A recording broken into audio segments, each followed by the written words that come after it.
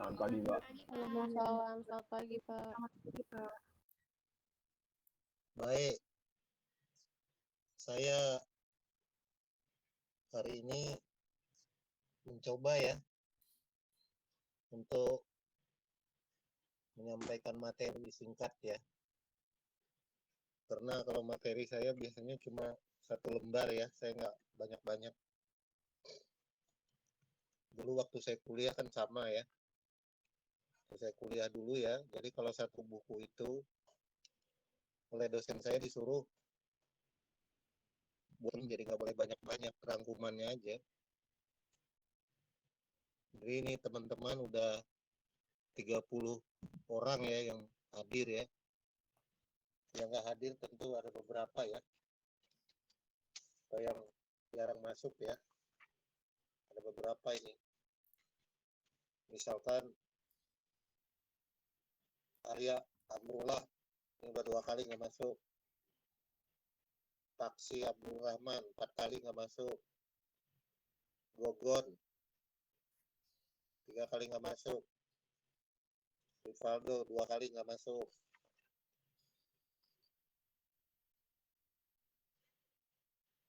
Kemudian Marcella Junior Wardani 4 kali nggak masuk. Kemudian Fikri Aulia Jumatri 2 kali nggak masuk ya. Jadi ada beberapa yang kurang ya. Jadi satu lagi Tiara Saharka. Ini yang kurang-kurang masuk ini udah titik kritis ya. Jangan nggak masuk lagi yang jarang-jarang masuk ini kalau memang mau ngikut mata kuliah ini. Ya. Tolong disampaikan nanti Mbak Mila, Mbak Jen ya di grup ya. Terima kasih ya. Mohon maaf Pak, seingat saya tuh Marcella atau Tiara di salah satu itu tuh ada yang udah nggak di UMB. Ya pokoknya nek ora ya wes. Ya maksudnya kalau yang mau masih lanjut ya, kalau yang enggak ya nggak apa-apa. Orang hak kamu kok. Baik Pak, Makasih. kan saya tanyain Ya. ya Pak. Ya, ya kapan-kapan, besok-besok lusa, nggak harus sekarang. Baik teman-teman ya, ini kait pertemuan kelima itu kalau nggak salah mengolah pikiran positif ya. Kalau saya lihat CPMK kuliah kelima ya, bagaimana mengelola pikiran yang baik, sebenarnya kan itu positif itu artinya pikiran yang bermanfaat, katakan begitu ya. Dan saya rasa CPMK 5 itu cocok sekali dengan apa yang dikatakan oleh para pemikir dari era klasik, modern sampai pasca modern atau kontemporer ya. Bahwa memang kalau dipikir-pikir kejahatan itu nggak pernah ada. Nah, kenapa terjadi kejahatan atau keburukan itu karena manusia gagal mengembangkan pikiran. Kata pikiran di sini adalah logos ya, dalam istilah barat ya. Nah, dalam pemikiran klasik itu antara Yunani kuno sampai Romawi ya. Jadi ada 3 tokoh atau 3 fase ya. Yang paling kiri di PPT yang saya bagikan adalah kelompok Epikurian ya. Yang kedua adalah kelompok Aristotle, Plato dan Socrates, sebenarnya itu satu paket ya. Dan yang era Romawi itu kaum Stoik ya, atau Stoisme ya, sama ya. Nah, 3 orang ini bisa kita ambil atau kita pinjam ya, kita pinjam saja relevansinya dengan topik kuliah 5, yaitu berpikir positif dan baik.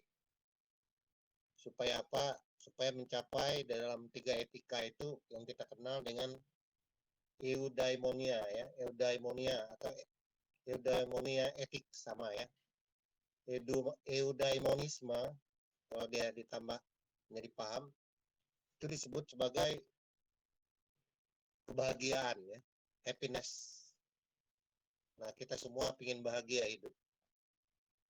Tapi nanti setelah kita selesai kuliah CPNK 5, kita punya pengetahuan minimal ya, yaitu cara-cara mencapai kebahagiaan. Tentu saja tidak ada manusia yang bisa bahagia 100%. Seperti pertanyaan minggu lalu yang merambat kemana-mana ya. Pertanyaan Mila, pertanyaan Jen, dan pertanyaan Rivaldo ya. Saya masih ingat ya. Dari 3 pertanyaan orang itu, kita bisa mengatakan bahwa tidak ada yang disebut bahagia 100% setiap manusia. Artinya ada rentang interval ya, ukuran-ukuran kebahagiaan itu. Dan kebahagiaan itu pun sebenarnya adalah bersifat abstrak ya. Abstrak dalam artian dia tidak konkret. Banyak sudut pandang, banyak pendekatan yang bisa dilakukan. Nah, Epikurian paling kiri ya, membuat sebuah pengertian yang sangat sederhana ya, yaitu kalau bisa hindarilah rasa sakit, resah, dan nikmati kebahagiaan sekecil apapun. Jadi bangun kebahagiaan sekecil apapun yang mengenakan kehidupan Anda. Jadi kata Epikurian, tidak perlu engkau takut mati, karena mati itu nggak ada. Kematian itu nggak ada. Kalau engkau masih takut itu artinya engkau hidup. Ya kalau mati itu ya kita nggak ada rasa takut, orang cuma tergeletak aja. Sama seperti kematian TV, kematian radio, kematian jam, kematian motor, ya mati aja udah selesai. Balik ke Hades ya. Hades itu ya balik ke tanah badannya, menjadi energi terurai kembali ya. Jadi kalau boleh saya pinjam supaya gampang memahaminya, dan sudah kita kuliahin tentu saja, Epikurian itu memandang hidup sebagai papan empan endapan. Saya sebut di situ ya, udah saya tanya ya. Tapi banyak yang betul jawabnya, tapi banyak yang tidak betul juga ya. Kalau kita lihat di Purung ya, yang benar ya juga banyak, tapi yang kurang benar ya ada ya. Artinya kalau kurang benar ya nanti dicek kembali ya. Papan empat endapan itu apa artinya? Tahu tempat, tahu waktu, dan tahu posisi diri. Tahu tempat, tahu kondisi, dan tahu diri ya. Jadi artinya apa? Hidup itu adalah menjaga harmonisasi. Ya kalau nggak harmoni ya Anda bisa menderita, sakit akhirnya. Contohnya bagaimana itu? Ya kita mengandaikan tubuh kita ini, tubuh jiwa kalau ada ya, tubuh jiwa kita ini sebagai sebuah sistem. Sebagai sebuah sistem. Jadi kalau dicabut bulu kaki Anda, maka sakitnya seluruh badan. Itu artinya badan Anda sebagai sistem. Nah, alam semesta ini pun dalam pemikiran Epikurian dan kaum Yunani kuno ini percaya bahwa hukum alam itu harus seturut dengan itu supaya kita bahagia. Contoh, kalau kamu sakit, itu artinya karena kurang unsur alam. Misalkan apa? Gula kamu kebanyakan, akhirnya sakit gula. Ya karena kita ini dari alam. Kalau garam kebanyakan, ya nanti sakit darah tinggi. Ya kalau kebanyakan gula, diabetes. Jadi ada ketidakharmonisan hubungan kita dengan alam. Karena kita ini bagian kecil dari alam semesta ini. Kita ini adalah keteraturan. Jadi keteraturan dari logos. Keteraturan dari logos itu bagaimana itu diterangin? Ya Alam ini udah teratur. Ada hukumnya, namanya hukum alam. Yang paling umum hukum alam itulah gravitasi. Jadi kalau Anda lempar batu, ya pasti jatuhnya ke bawah. Itu niscaya itu. Begitu juga tubuh kita ya. Jadi kalau satu mahasiswa di kelas ini misalkan 50 orang, tapi jangan di kelas ini, mudah-mudahan di kelas lain ya. Ada yang seluruh mata kuliah nyontek dan copy paste. Akibatnya apa? Lulus dia. Jangan kamu sangka bahwa kamu yang lulus copy paste itu tidak merusak sistem. Karena nanti Aristotle akan mengatakan libatkan dirimu dengan masyarakat. Akibatnya apa? Kerusakan pada diri seseorang yang hobinya copy paste tadi itu berakibat apa yang pertama ditanya? Itu anak siapa sih? Kok kayak gitu perilakunya? Nah, rusak nama orang tua Anda.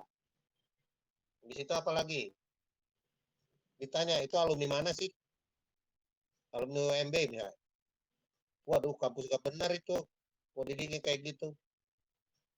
Terus nanti rusak lagi yang lebih kosmos. Itu warga negara mana? Warga negara Indonesia. Oh, pantas orang Indonesia memang brengsek. Jadi kerusakan satu sistem akan merusakkan sistem yang lain. Jadi jangan Anda sangka kalau Anda berbuat salah itu hanya diri Anda, tapi keseluruhan struktur alam ini. Nah, itulah manusia ya. Jadi manusia itu bisa membangun tatanan, tapi bisa juga merusak sistem. Itu yang dikatakan papan, empan, endapan. Jadi harus tahu tempat, tahu posisi. Nah, tempatnya manusia itu di mana? Tempat manusianya itu ada pada logos. Maka Aristotle atau Plato atau Socrates itu mengatakan manusia itu adalah animal rasional. Animal itu hewan rasional. Jadi yang membedakan kita ini bisa ketarik ke alam bawah, bisa ketarik ke alam atas. Kalau ketarik ke alam bawah kita jadi hewan, kalau ketarik ke alam atas kita jadi manusia. Manusia itu punya logos, itu yang membedakan. Kalau akalnya kurang, dia jadi hewan. Kalau akalnya maksimal, dia jadi manusia. Jadi manusia adalah fusis atau apa ya? Atau semacam substansi pikiran. Pikiran, akal sama ya. Beda antara otak dan berpikir. Semua manusia punya otak, tapi dia belum tentu berpikir. Karena itu bisa jadi hewan. Hewan itu ya barbaran, manusianya nggak teratur ya. Ya perilaku hewan aja. Hewan itu kan hanya mengandalkan survival ya. Survival itu ya supaya dia bisa hidup. Jadi ada kemanusiaan, ada kehewanan. Jawa memiliki prinsip papan, empan, endapan. Tahu tempat, tahu waktu, dan tahu diri. Diri manusia itu yang harus dimengerti ya. Jadi Epikurian mengatakan nggak usah kamu repot-repot hidup itu. Nikmati kebahagiaanmu sekecil apapun. Kamu pasti bahagia juga akhirnya. Nanti akan dijelaskan oleh Stoicism, terutama pada era Seneca ya. Seneca akan menjelaskan itu lebih lanjut. Bagaimana supaya bisa bahagia sekecil apapun. Dan itu udah ditanya di forum. Ada dua hal. Ada yang tergantung dirimu dan ada yang tidak tergantung dirimu. Yang tergantung dirimu apa? Pemahaman, emosi, logika, sikap menilai yang tepat. Nah, di situ ada papan pendapannya. Menilai dengan tepat. Nah, itu disebut virtu. Virtu itu adalah kemampuan manusia mengembangkan progresis akal budinya. Supaya dia tertarik kepada logos. Logos itu adalah keutamaan manusia yang membedakan manusia dengan yang lain. Kalau meminjam agama lebih mudah, tapi di sini tidak ada pakai agama 3 orang ini. mereka percaya pada rasional. Kalau percaya pada agama, hanya manusia itu yang ada bau Tuhannya, karena dia ada sembahyangannya. Komputer nggak sholat dia, nggak ke gereja, nggak ke wihara, karena tidak ada bau Tuhannya, dia bau manusia, bau akal manusia. Masa laptop disuruh berdoa ya nggak bisa lah. Dia benda, objek. Jadi ada dua hal nanti. Satu benda yang ditempelkan kepada Gusti Allah, satu objek yang ditempelkan pada manusia itu sendiri. Yang ditempelkan pada manusia ya ini yang disebut virtue oleh Stoicism ya. Stoa itu nah yang tidak bisa Anda kendalikan ya salah satunya adalah kematian, kemiskinan, laki, perempuan, sakit. Itu disebut fortuna. Bukan Fortuner ya, Fortuner itu mobil. Fortuna itu apa-apa yang tidak tergantung pada dirimu, diri manusia itu. Nah, supaya sampai ke Epikurian dan Aristotelian, sampai ke Stoicism, tiga pemikiran ini tidak bisa dilepaskan karena dia satu rangkaian untuk mencapai kebahagiaan. Nah, nanti kita akan terangkan lebih lanjut. Sekarang saya masuk ke Aristoteles.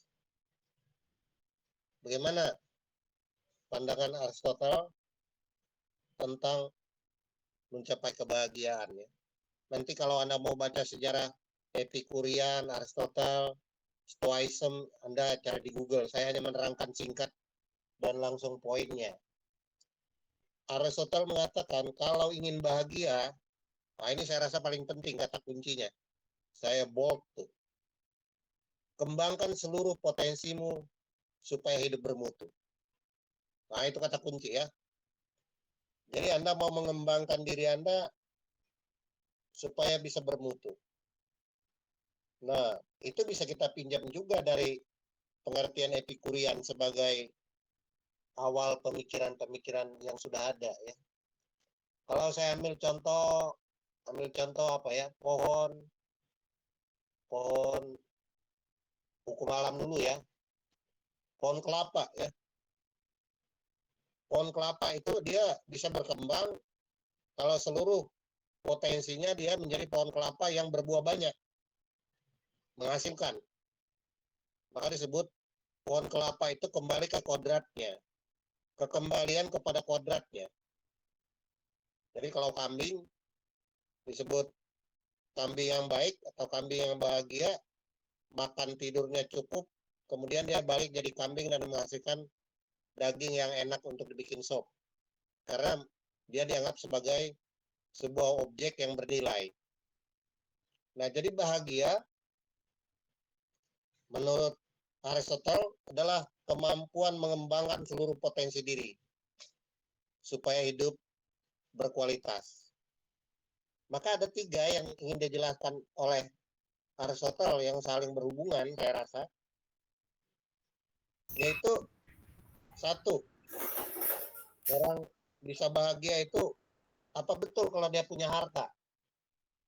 Jadi bagian pertama adalah harta, kemudian kedua adalah nikmat, yang ketiga adalah nama baik atau prestasi. Jelas dari seluruh pemikiran klasik, modern, sampai kontemporer, tidak ada satu kata yang menyatakan harta itu membuat orang bahagia. Kenapa? Ada sebuah mitos. Mitos atau semacam peristiwa yang sudah membuktikan itu. Kita kenal ada namanya Nidas. King of Nidas di situ. Raja Nidas. Raja Nidas itu memohon kepada para dewa satu permohonan. Bagaimana supaya dia bisa bahagia dan dikabuli.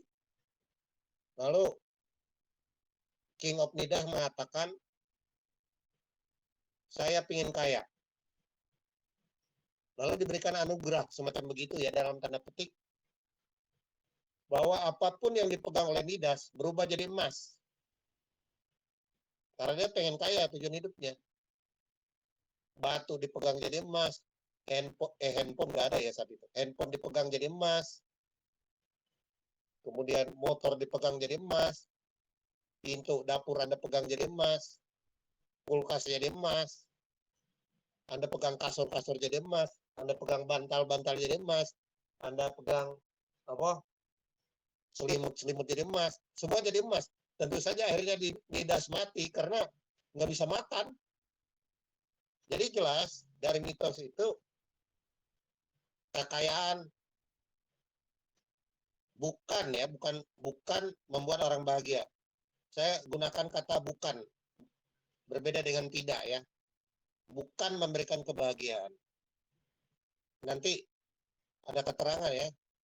Bisa saja kita memperoleh harta dengan cara baik, bertanggung jawab, tapi ada yang disebut dengan kewajaran. Harus tahu ukuran, harus tahu kondisional. Banyak orang kaya bunuh diri kok. Itu artinya harta nggak membuat orang bahagia juga. Dia hanya sarana belaka aja. Yang kedua, yang dijelaskan oleh Aristotle adalah nikmat. Ya, nikmat itu macam-macam. Nikmat makan, nikmat tidur, nikmat ngelihat pantai, ngelihat nonton film. Itu disebut nikmat. Termasuk nikmat seksual ya. Nikmat itu milik hewan. Jadi etika hewan disebut. Karena hewan itu kalau Anda lihat monyet ya, atau kita lihat babi begitu ya di YouTube ya, dia kalau udah habis makan ya dia tidur, udah mencapai kenikmatan. Hewan-hewan itu ya butuh kenikmatan aja, kenikmatan perut ke usus, jadi dari mulut ke usus. Nah, tapi nikmat ini bisa juga kalau saya titik-titik di situ, kalau nikmat memperoleh prestasi itu kebaikan juga. Begitu juga kalau harta diperoleh dengan prestasi, dia juga bermutu juga. Maka ada titik-titik putus-putus saya buat di situ. Nah, saya rasa yang paling penting adalah paling kanan dari mengembangkan seluruh potensi itu, yaitu apa? Membangun nama baik. Bukan cari nama ya. Kalau artis itu banyak cari nama ya. Jika dulu edar narkoba ditangkap polisi, titi soroti macam-macam, lalu jadi terkenal. Itu namanya cari nama. Nama itu kata Aristotle nggak usah dicari. Yang kamu cari prestasi. Kalau engkau berprestasi, maka akan muncul nama. Jadi nama adalah representasi dari prestasi diri. Dibangun dengan mutu. Atau carilah kualitas. Maka engkau akan bernama. Nama baik itu adalah sebuah reputasi. Banyak ini contoh-contoh di masyarakat ya. Bahwa sebaliknya, bahwa cari nama, cari panggung ya. Itu kalau Anda lihat di Instagram atau di apa itu, ya orang cuma klik-klik like aja. Anda terbuai itu, wah ini gua banyak Instagram followernya. Jangan Anda sangka itu Anda punya nama, belum. Karena tidak ada internalisasi batin orang yang baca itu, ya sekedar nyenangin aja. Hanya formalnya aja. Jadi mencari prestasi dengan mengembangkan seluruh potensi diri, itulah yang membuat engkau bermutu. Dan kalau engkau bermutu, engkau pasti bahagia. Nah, itu kata terpenting ya. Lalu bagaimana mengembangkan dirimu? Saya turun ke bawah ya. Pertama adalah buka logos, roh, atau akal budi. Ini saya pakai garis miring aja karena konsep itu mirip-mirip. Akal budimu. Kedua, Libatkan dirimu dengan sesama, maka engkau akan bahagia. Jadi, saya katakan tadi, dalam tradisi-tradisi klasik, tidak ada yang disebut orang jahat atau orang buruk. Tidak ada. Yang ada karena dia tidak mau mengembangkan logos akal budinya, rohnya, itu kalau dari Tuhan ya, supaya dia menjadi manusia yang utuh, manusia yang tegak. Manusia utuh dan tegak itu ya nggak pernah menyerah, nggak pernah menyerah.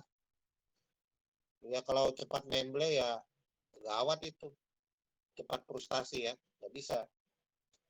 Jadi kaum Yunani kuno sampai era Romawi percaya bahwa logos, sang logos itu adalah menghasilkan keutamaan manusia sebagai dalam rangka mengembangkan seluruh potensi diri untuk mencapai kebahagiaan. Nah, karena itu apapun yang Anda alami dalam hidup sebaiknya dipepetkan ke akal. Masuk akal enggak ini? Itu yang disebut dengan realitas. Realitas itu fakta. Jadi ada hal-hal yang jauh dari kita, kalau saya menggunakan stoicism, ada hal-hal yang dekat dengan kita. Hal-hal yang jauh dari kita itu misalkan kamu pengen apa ya? Pengen punya pacar artis ya. Artis Korea ya. Aduh, itu kalau jadi pacar gua gimana ya? Itu halusinasi itu, Bos. Nggak bisa. Karena terlalu jauh dengan dirimu. Realistis aja deh. Realistis gimana? Ya kayak orang Jawa itu. Udahlah yang penting gua dapat jodoh dah. Nah, itu realistis. Jadi jangan muluk-muluk, harus tahu batas. Itu pakai akal. Jadi nanti logos itu untuk mengecek realitas, fakta. Realitas-realitas dalam kehidupan Anda. Nah, di sini fungsi logos itu untuk mengecek fakta realitas. Nanti Anda akan dilatih nulis skripsi ya, mencari fakta. Bahwa apa yang Anda pikirkan itu bebas. Nah, misalkan gini contohnya. Aku pengen terbang deh. Aku pengen mau ke Singapura dulu deh. Aku mau ke Bali ah. Apapun pikiran Anda nggak ada yang bisa menahan. Itu kebebasan Anda berpikir. Tapi ketika Anda mewujudkan dia menjadi fakta, realitas, itu jadi masalah. Nah, kalau pengen terbang ya harus punya alat, naik pesawat, punya duit. Ada syaratnya.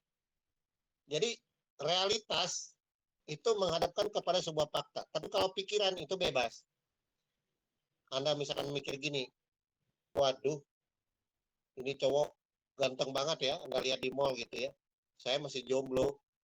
Ya, gimana ya kalau gua pelukin, ajak dia tidur. Mungkin gua bahagia kali. Nggak ada yang larang pikiran itu. Tapi ketika Anda wujudkan menjadi tindakan, udah banyak kendala.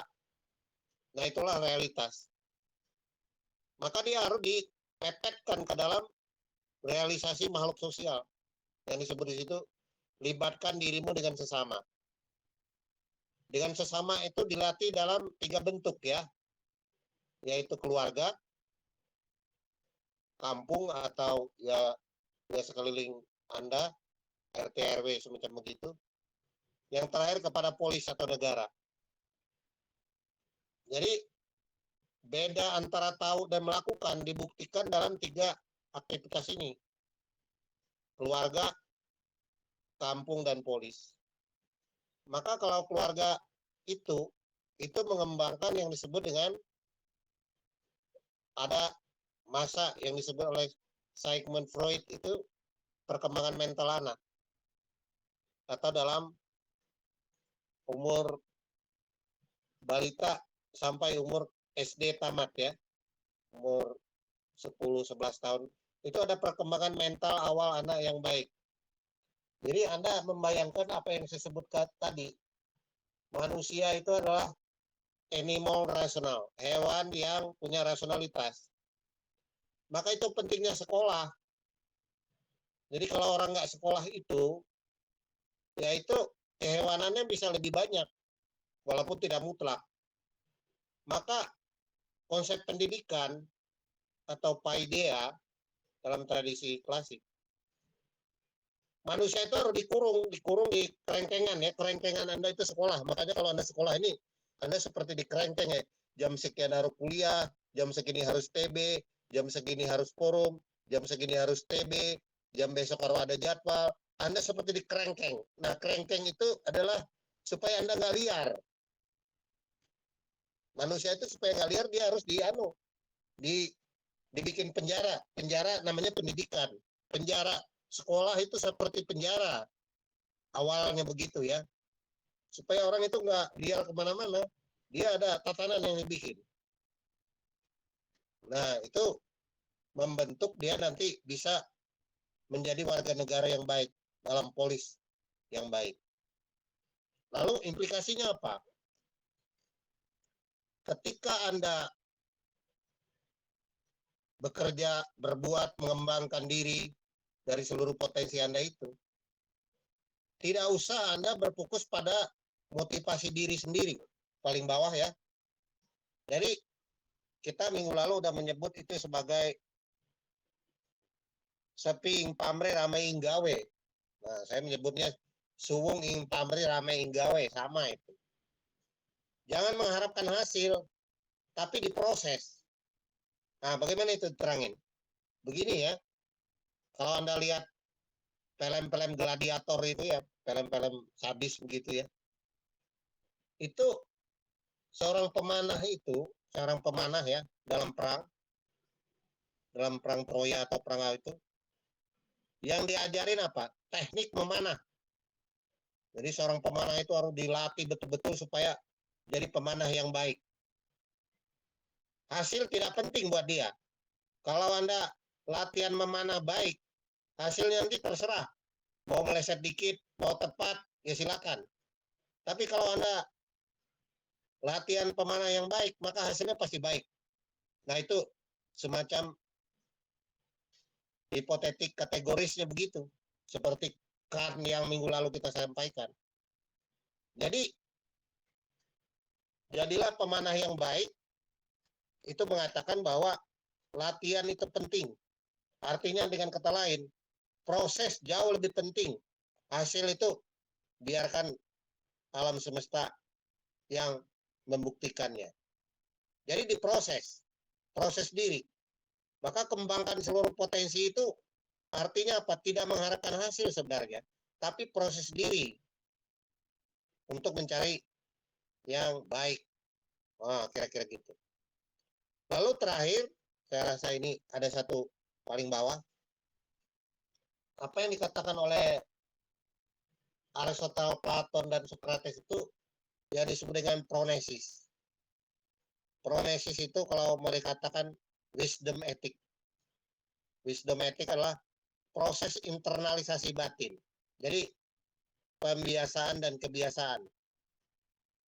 Nah, kebiasaan itu bisa dibentuk, bisa dilatih. Tertib diri itu bisa dibentuk, bisa dilatih. Anda terbiasa bangun saat sholat subuh. Ya udah nggak bisa tidur jam 4 karena udah terbiasa. Nah, itu disebut pronesis. Pronesis itu pembiasaan hidup yang baik. Menjadi habitus. Habitus kebiasaan, kemudian membentuk diri. Nah, sekolah itu salah satu bentuknya. Makanya kalau sekolah di negara kita ini kacau balau, ya udah kacau balau negara, udah pasti itu. Nggak usah dianalisis lagi. Karena itu adalah proses membentuk proses diri untuk menjadi manusia yang bertanggung jawab. Terakhir, ini benar-benar terakhir, paling kanan Seneca ya. Seneca itu dalam era Stoicism, itu ada 3 tokoh. Silakan nanti Anda baca-baca ya. Ada Seneca, ada Epictetus, dan ada Marcus Aurelius. 3 tokoh itu.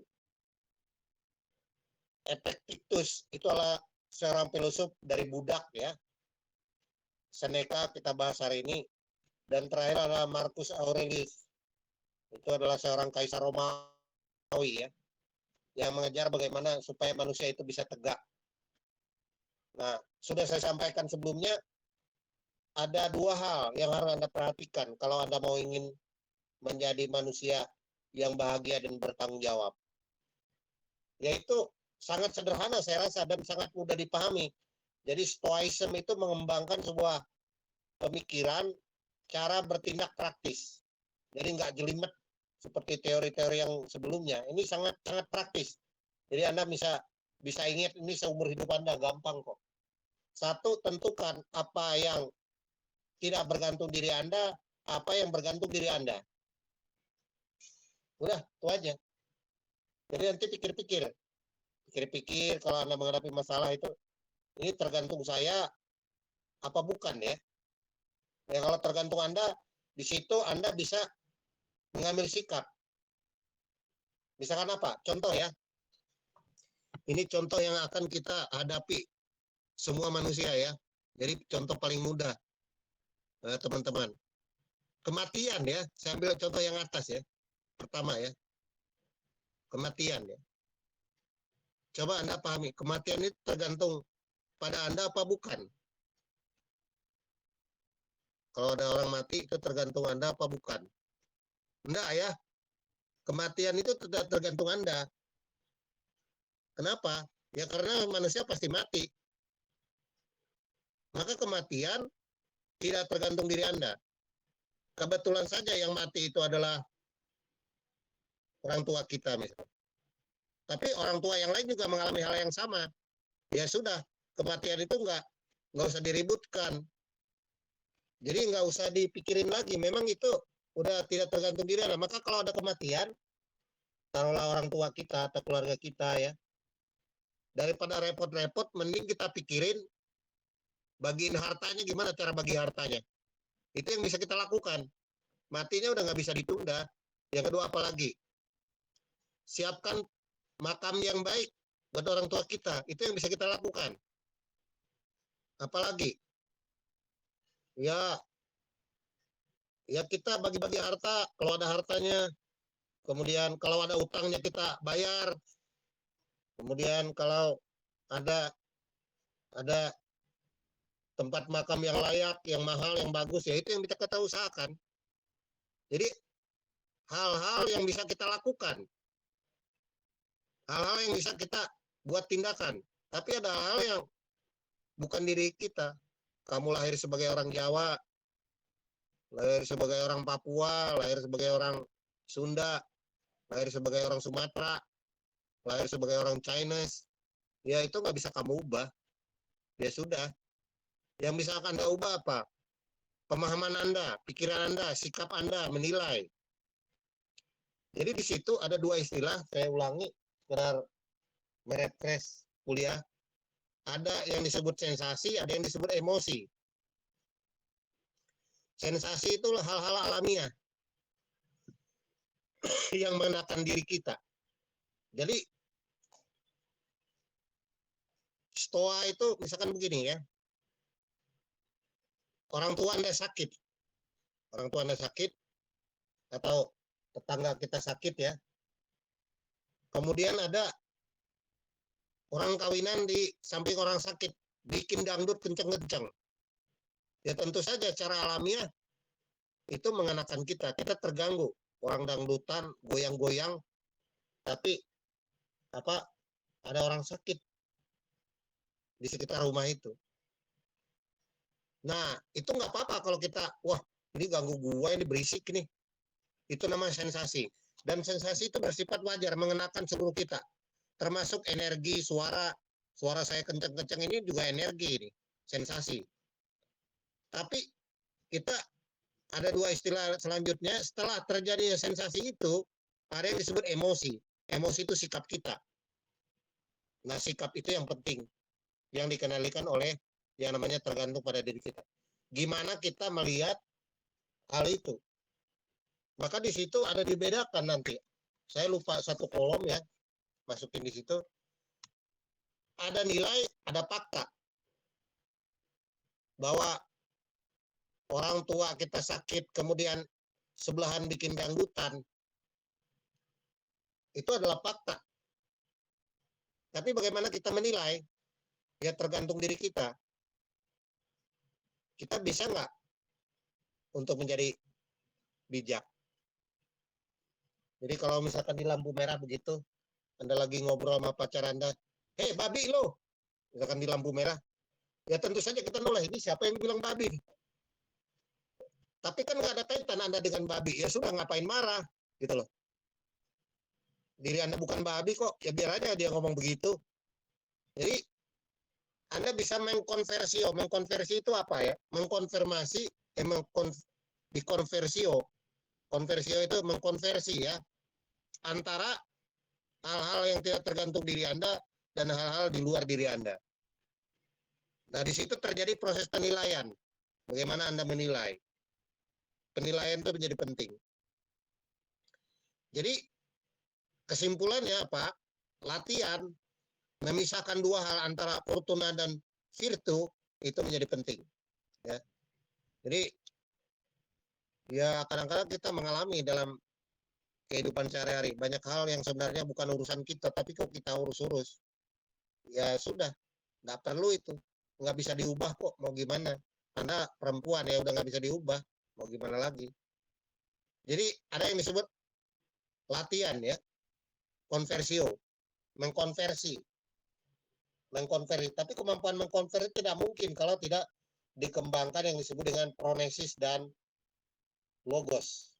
Tidak bisa dia. Dia harus ada itu. Misalkan begini contohnya, konversio ya.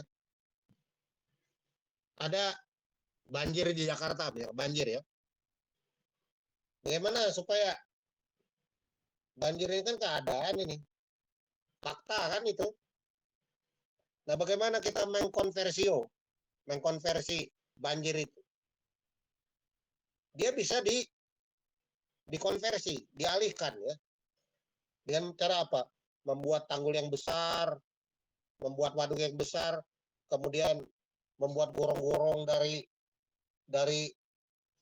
puncak sampai laut itu dia jangan ada warga yang buang sampah. Ya, itu namanya konversio. Konversio itu mengalihkan supaya dia bisa mempunyai nilai. Nah, itu kemampuan logos. Kalau enggak bisa. Nah, kira-kira itu dari saya persis 45 menit, 47 menit kuliahnya cukup ya. Karena satu SKS 50 menit. Ada 3 tokoh hari ini, Epicurian, Aristotelian, dan Stoicism yang menjadi pokok pembicaraan kita. Jadi kuliah saya cukupkan sampai situ, nanti kuis forumnya tentu dengan berpandu ini. Tapi yang paling penting pertanyaan saya adalah ke Anda nanti bagaimana contoh dari 3 ini. Kira-kira itu ya. Ya, mungkin saran saya kalau jawab sebuah pertanyaan ya, jawab pertanyaan A, B, C gitu, coba Anda rasa-rasakan ya. Jadi jangan, oh ini jawabnya ini, nggak begitu. Coba dikonversio ya. Ini kalau, jadi konversio itu adalah sebenarnya apa yang mengenakan diri Anda itu Anda konversi, Anda pahami ya. Jadi diri Anda itu belajar sekaligus mengajar. Belajar itu ya Anda membaca materi dan sebagainya. Tapi Anda mengajar diri Anda. Jadi proses belajar mengajar itu terjadi pada diri Anda. Itu disebut dialektik. Dialektik antara pikiran dan realitas fakta ya. Kira-kira itu dari saya ya. Saya akhiri sampai sini, silakan kalau ada komentar 3 orang ya. Terima kasih.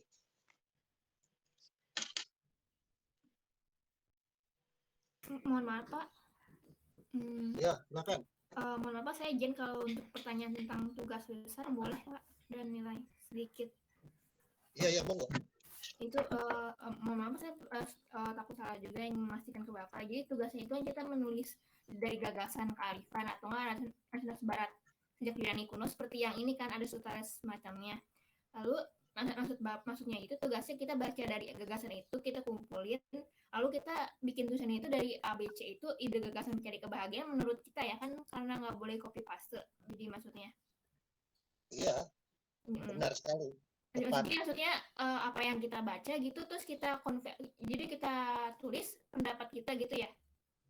Ya, Dari berarti dari tulisan itu apa yang mereka sampaikan itu bahwa gagasan mereka itu mencari kebahagiaan sama metodenya bagaimana gitu ya. Kita jelaskan ulang gitu ya, Pak ya. bisa. Jadi ya yang paling penting buat saya itu ada ada reparasi pemikiran Anda baik dalam contoh atau dalam konsepnya. Bisa juga Anda kritik. Ini kekurangannya ini. Misalkan minggu lalu Jen kan kritik. Bukannya kalau apa yang dibilang itu, kalau Anda mengharapkan bahagia, tapi akhirnya bahagia itu juga muncul. Kan begitu, itu kritik namanya. Boleh juga. Nggak apa-apa. Tapi kalau yang pertama itu bersifat memetik ya. Memetik itu Anda meniru konsep itu dan setuju. Lalu Anda uraikan contoh-contohnya boleh. Gitu ya. Contohnya itu masuk ketiga ya, Pak. Aplikasi penerapan gitu ya, contoh aplikasi J, penerapan. J, itu Mbak Mila juga udah stres ditanya ini benar nggak saya punya. Ya, saya nggak bisa komentar ya. Tapi komentar saya adalah ya kalau ada jangan pakai blog lah, carilah apa agak banyak kok di Google bisa Anda translate, nanti dibaca-baca aja baru dibikin ya, begitu sih saran saya sih. Ya. Jadi cari agak bisa dipercaya dikit lah biar nilainya bagus dan bukan untuk saya. Jadi kalau Anda belajar itu mulai hari ini dirubah paradigma berpikir Anda kuliah ya. Anda kuliah itu bukan untuk memperoleh nilai. Nah, ini kan dibalik dari ini. Tapi untuk mengembangkan diri Anda. Soal hasilnya nanti 90, 40, 30 nggak masalah. Yang penting Anda bisa mengembangkan diri Anda. Jadi kalau Anda, wah saya ingin ngejar nilai supaya bagus. Wah itu Anda nggak akan pernah bahagia sampai kapanpun. Karena Anda mengharapkan hasil. Ya. Nah, Baik, itu. Pak. Jadi satu lagi, Pak. Jadi yang C itu contoh aplikasi, jadi contohnya aja nggak pakai penjelasan atau bagaimana ya, Pak? Kemarin kan ada yang contoh nggak pakai penjelasan. Jadi kalau contoh aja pendek ya berarti, Pak. Kita cuma nyebutkan saja ya yang C itu ya, Pak. Ya kalau buat saya sih saya bisa tahu isi batin Anda, tapi kan alangkah baiknya kalau ada penjelasan dikit juga boleh. Ya. Baik, Pak. Terima kasih. Satu lagi, Pak, untuk forum boleh mohon maaf, Pak, forum itu masuk ke nilai nanti atau tidak ya, Pak? Ya menentukan kehadiran sama itu kan bobot kehadiran kan ada kerajinan, ada tanggung jawab, ada kreativitas, karena ada 4 kolom buat SKP, Mbak. Baik, Pak, terima SKP kasih. ada 4 kolom nilai. Yang nggak ngisi forum ya kreativitasnya ya nggak dinilai, jadi nggak ada di kolom itu. Tapi ya tetap hadir, Mbak. Yang penting ngerjain kuis. Baik, Pak. Soalnya karena saya dan beberapa teman-teman saya untuk forum 2 ada yang nilainya cuma 1-2 gitu, Pak. Takut salah ketik typo gitu, Pak. Iya, ya nanti saling dikoreksi aja, kita saling mengingatkan nggak apa-apa. Saya juga sinau kok, apa-apa ya. Yang penting ada komunikasi. Nek lamban aku jawab, berarti aku juga seperti manusia. Ada hal-hal yang tidak bisa saya kendalikan. Ya saya minta maaf. Baik, Pak. Nanti berarti itu mungkin nanti ya di chat ya, Pak ya? Baik, Pak. Terima kasih banyak. Ya. Jadi nanti kalau ada protes absen, protes salah, 1 minggu kuliah terakhir itu boleh Anda sampaikan ya, unek-unek. Kalau belum dijawab semua melalui ketua kelas atau Mbak Jen atau teman-teman yang lain ya. 1 minggu sebelum berakhir kuliah, boleh dikomunikasikan apa yang kurang, apa yang belum ya. Bisa dirundingkan lah secara musyawarah mufakat. Begitu ya. Baik, Pak. Terima kasih. Suwun. Prof, izinannya. Iya, Mbak. Nah, saya Mila Rizka, izinannya Prof. Ini mengenai yang tadi, itu jika kita sudah mengembangkan potensi diri sendiri, tapi di dalam diri kita belum merasakan suatu kebahagiaan atau kepuasan, itu hal yang harus kita lakukan itu apa ya, Prof? Yang dapat kita lakukan? Nah, ini ya balik lagi ke papan 4 endapan. Saya ambil contoh ya, konkret ya. Apa yang membuat tergantung diri Anda, apa yang tidak tergantung diri Anda. Yang tergantung diri Anda yang susah kita kendalikan itu satu, keinginan. Hasrat kita, desire kita yang terlalu tinggi. Selera kita terlalu selera tinggi. Misalkan begini ya, kayak ponakan saya ya. Dia lihat, aduh om, itu yang beli pakaian kok mahal-mahal ya. beli tasnya ya menurut dia mahal lah ukuran mahasiswa Jogja ya. Kok beli tasnya tas Charles and Kit ya, tasnya LV ya, Om kok mahal-mahal. Ya saya bilang itu bukan anu kamu, bukan level kamu nggak usah lah begitu. Wong kamu mau beli tas 40.000 aja kamu mikir 2 bulan baru kamu beli. Jadi harus tahu diri lah. Anda harus memisahkan kemampuan diri dengan kondisional. Ya Anda misalkan nanti taman S1 udah deh, udah capek kuliah gue pengen bahagia beli mobil dah. Ya boleh beli mobil dikasih kredit. Tapi tahukah Anda itu menjebak diri Anda. Karena apa? Karena Anda menjadi diganggu orang lain. Anda ditagih utang terus menerus. Jadi harus ada evaluasi diri yang baik untuk menentukan kategori-kategori apa sebuah keinginan yang boleh Anda lakukan, ini nggak boleh. Jadi silakan nanti dibuat kategori-kategori, Anda buat sendiri ya. Ini tergantung diri saya, ini enggak, ini tergantung diri saya. Ini enggak. Nah, itu dikonversio, yang masuk akal yang mana? Supaya Anda bisa hidup tegak, lurus, dan memiliki ketegakan jiwa pronesis. Ya. Kira-kira itu dari saya. Terima kasih. Baik, Prof. Makasih, Prof. Satu lagi terakhir. Satu lagi. Ya, Pak. Nama, tolong nama, Mas. Saya Rivaldo Deska Putra, Pak. Ya. Ini saya Ente jurusan apa sih? Apa sih? Teknik, Pak. Oh, teknik. Saya pikir psikologi, bukan ya? Teknik sipil, Pak, saya. Oh ya, Mas. Monggo, Mas. Ini dari minggu lalu hingga minggu ini kan kita membahas tentang kebahagiaan ya, Pak ya. Iya. Sebelumnya di luar diskusi kelas ini beberapa waktu saya memang ada mengikuti diskursus yang membicarakan tentang kebahagiaan. Nah, dalam hal ini saya memahami poinnya bahwa Aristoteles dan Plato dan para filsuf lain mengajarkan bahwa untuk mencapai kebahagiaan itu secara fundamental adalah kita harus memahami diri kita sendiri gitu. Makanya di situ Aristoteles berkata bahwa kebijaksanaan tertinggi akan diperoleh apabila kita memahami diri kita sendiri. Namun ketika saya mentelaah lagi lebih dalam dan melihat fenomena-fenomena yang mungkin terjadi di dalam kehidupan saya berspekulasi bahwa kebahagiaan itu merupakan ilusi dari pemikiran manusia itu sendiri, Pak, gitu. Karena satu sisi saya memandang kayak ada beberapa orang yang dia bisa bahagia meskipun dia mendapatkan distraksi-distraksi yang kurang mengenakan gitu, Pak. Nah, dari situ makanya saya punya spekulasi bahwa kebahagiaan itu merupakan imajinasi dari logika nalar manusia gitu, Pak. Nah, cuman dalam hal ini saya rada agak sedikit sulit memahami secara fundamentalnya gitu, Pak. Kebahagiaan itu sumbernya dari mana gitu, Pak. Nah, saya sedikit membingungkan hal itu yang karena gini, Pak, dari pengalaman saya pribadi saya udah coba memahami diri saya seperti apa dan saya menjalani aktivitas yang normal, yang wajar, yang biasa saja.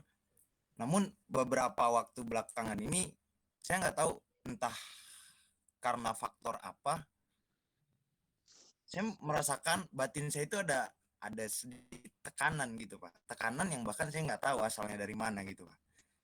Yang mana yang saya rasakan itu saya bangun tidur, Saya nggak tahu lagi berpikir apa, memikirkan hal apa, tiba-tiba ada yang begitu menyesakkan gitu Pak dalam perasaan gitu, berperasaan gitu ya kan, yang bahkan itu menyebabkan saya berpikir kemana-mana.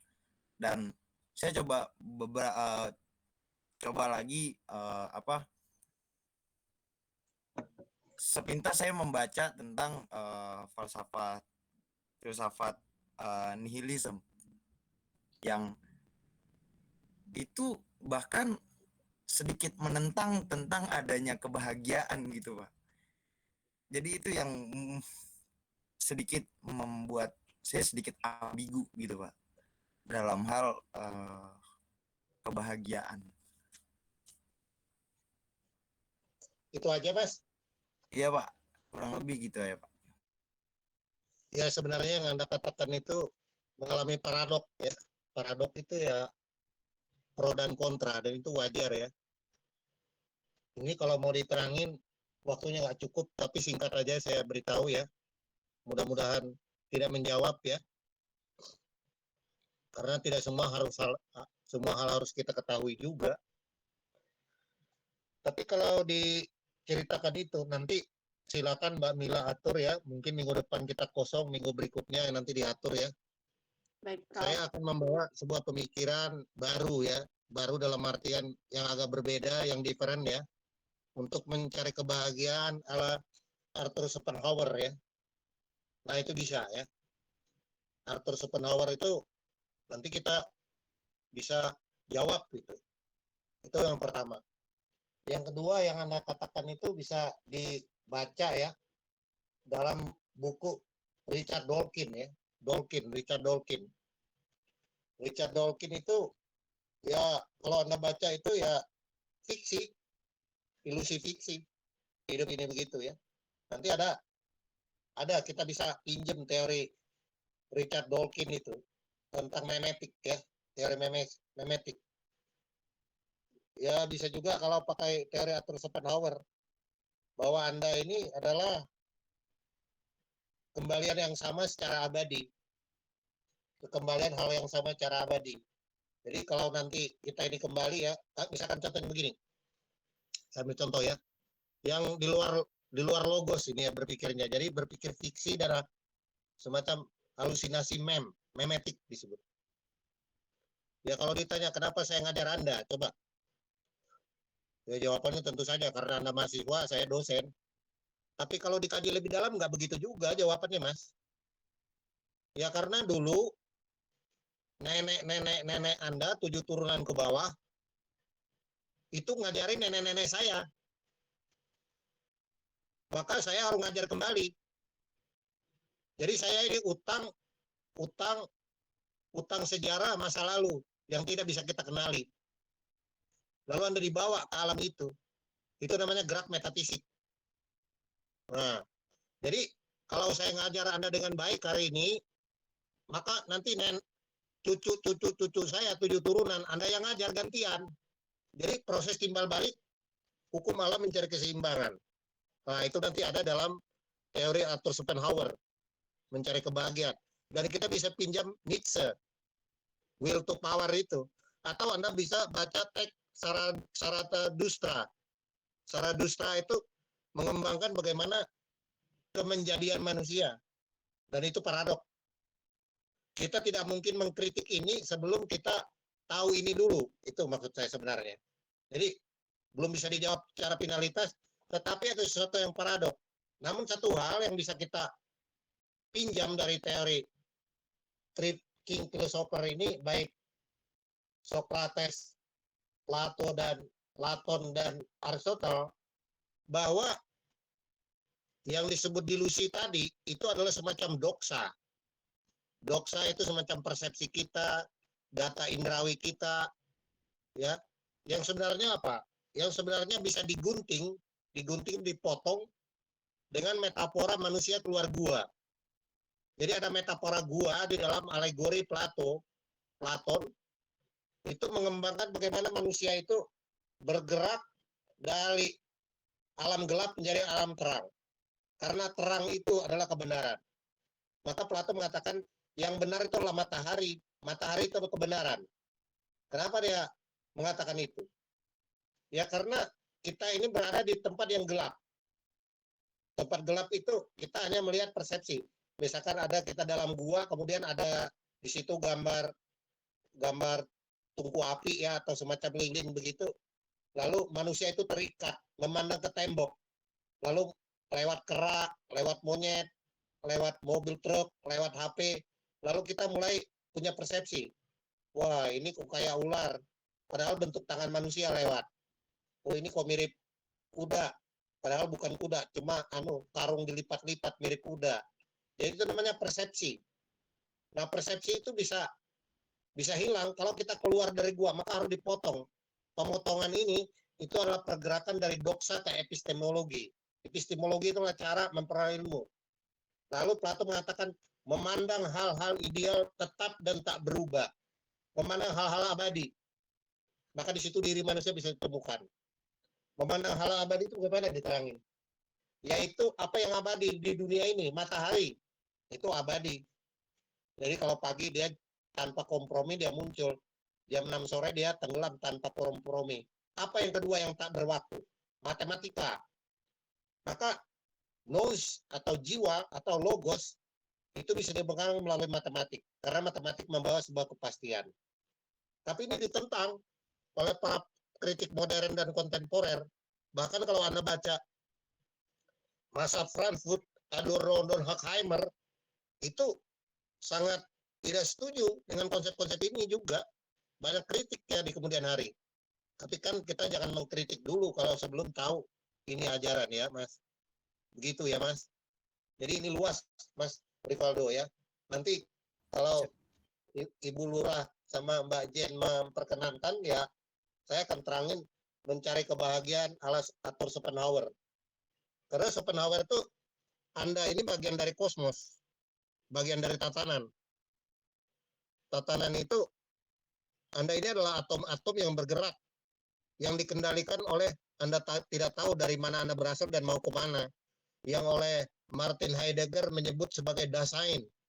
Manusia itu ada begitu saja, tidak tahu dari mana dan mau kemana.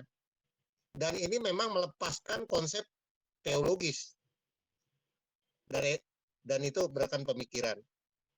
Karena kita tidak tahu sebenarnya dunia ini seperti apa.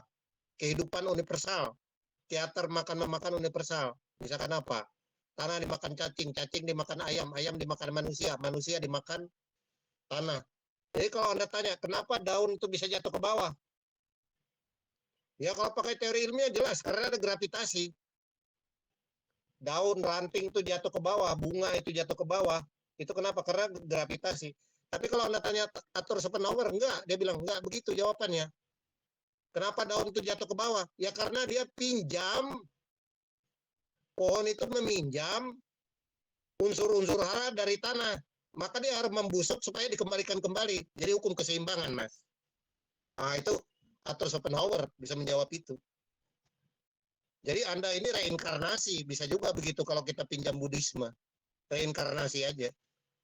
Kalau Anda rajin, ada sebenarnya di dalam buku 9 The Republic of Plato.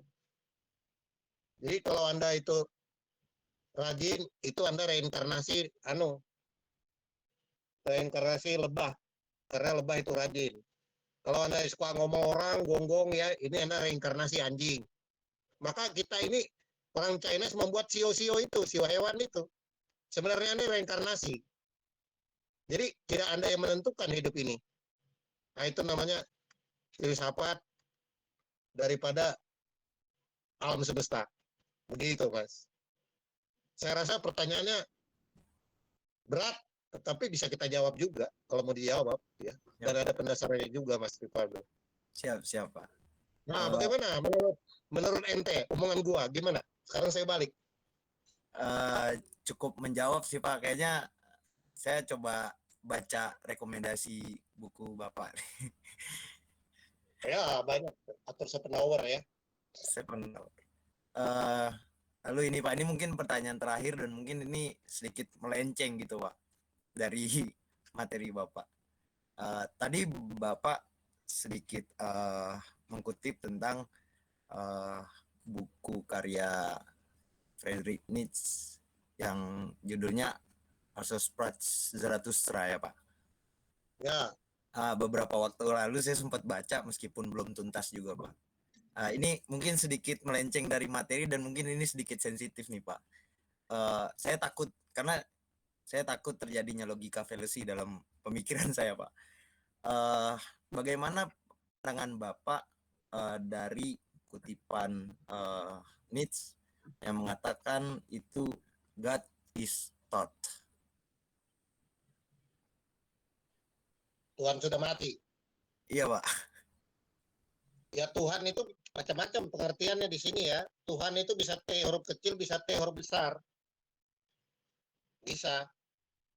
Tapi dalam artian itu, ya kita ini ngaku beragama tapi perilakunya perilaku dedemit aja. Itu aja bisa kita lihat kok. Wong singa aja nggak pernah makan anak kok. Coba hewan paling buas tuh singa Mas. Tapi singa nggak pernah bunuh anaknya. Ya manusia ini coba Anda lihat. Ada bunuh anak, ada bunuh ibu, ada bunuh mertua, ada bunuh anak tiri. Nah, itu kan udah nggak ada Tuhannya sama sekali itu Mas.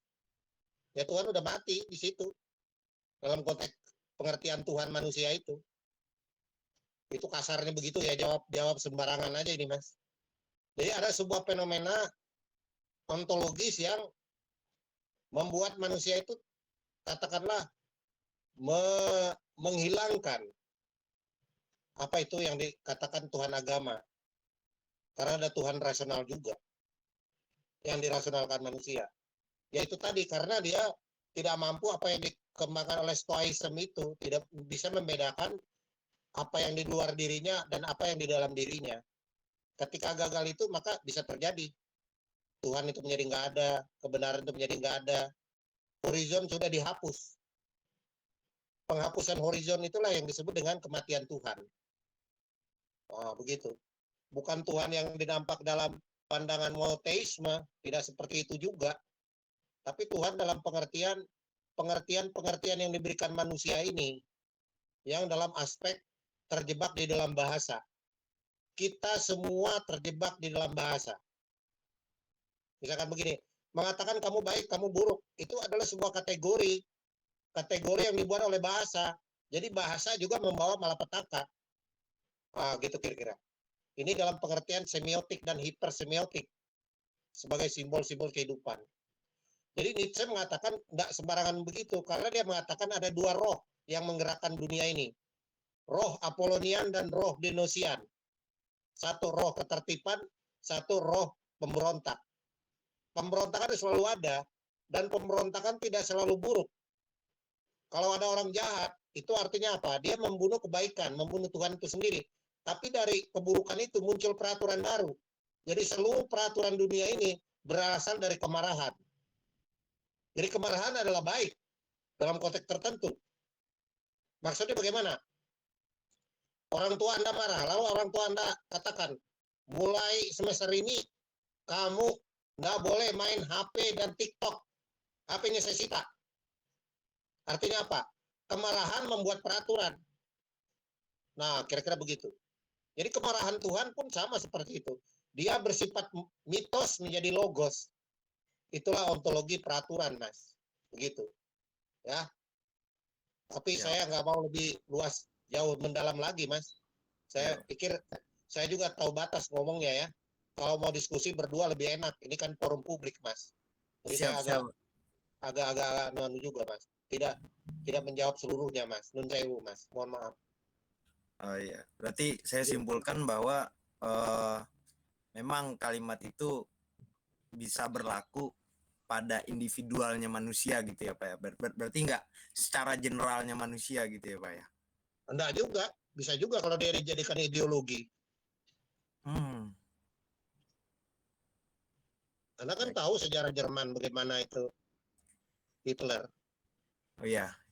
Anti-Nazi. Ya sudah. Kalau dijadikan ideologi bisa, Mas. Baik Pak, terima kasih atas penjelasannya Pak. Oke, saya rasa ini udah lewat ya waktunya, lewat 15 menit. Saya akhiri, terima kasih semua atas tanggapannya. Mohon maaf, pasti saya banyak salahnya. Kepada teman-teman semua yang sudah membagikan waktu pagi-pagi ya. Mudah-mudahan kita semua diberikan keselamatan, kebaikan, dan mudah-mudahan berguna apa yang kita sampaikan hari ini. Sekali lagi saya ucapkan terima kasih kepada teman yang sudah berkenan hadir. Ada 37 orang, luar biasa. Mudah-mudahan kuliah ini bisa memberikan manfaat. Terima kasih. Saya akhiri. Assalamualaikum warahmatullahi wabarakatuh dan selamat pagi. Terima kasih, Pak. Saya izin keluar dan terima kasih. Iya, Prof. Ye. Oke.